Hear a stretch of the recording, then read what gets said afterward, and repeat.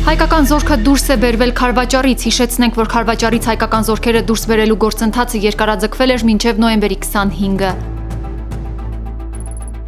Կարմիր խաչի միջազգային կազմակերպության աշխատակիցներն այցելել են Ադրբեջանում գտնվող գերեվարված զինծառայողներին ու քաղաքացիական անձանց։ Այժմ ընթանում են անհայտ կորածների որոնման եւ զոհվածների մարմինների դուրսբերման աշխատանքներ։ Անհետ կորած զինծառայողների հարազատները բողոքի ակցիա են իրականացրել Ռուսաստանի դեսպանատան դիմաց։ Հայաստանում Ռուսաստանի դեսպանի խորհրդականը խոստացել է անհետ կորածների հարազատների խնդրանքը հենց այսօր փոխանցել Մոսկվա։ Երեկուշ երեկոյան վարչապետ Փաշինյանն ընդունել է 25 կորած զինծառայողների ընտանիքների անդամներին, նշել, որ սա անցալում է որպես ընդհանուր ցավ եւ հույս հայտնել, որ առնվազն շատ մեծ թվով մարդկանց կկարողանան գտնել, վերադարձնել։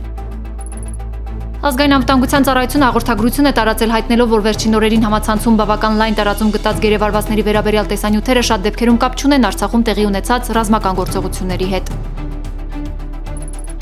Զինծառայողների ապահովագրության հիմնադրամն այս պատերազմում զոհված 104 զինծառայողների ընտանիքներին արդեն հատուցումներ է տրամադրել։ Յուրաքանչյուր շաբաթ հիմնադրամը կկատարի մի քանի տասնյակ հատուցում, հայտարարել է հիմնադրամի տնօրենը։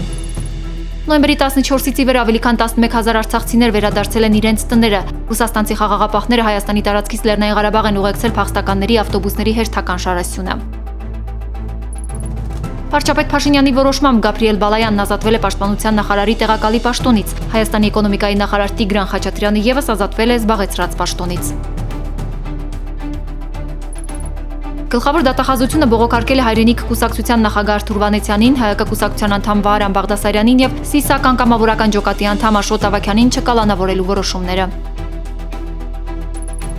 Հայաստանում կորոնավիրուսի թվերը դանդաղ նվազում են, անցած մեկ օրում հաստատված դեպքերի թիվն աճել է 813-ով, բուժվածներինը 3845-ով, գրանցվել մահվան ևս 26 դեպք։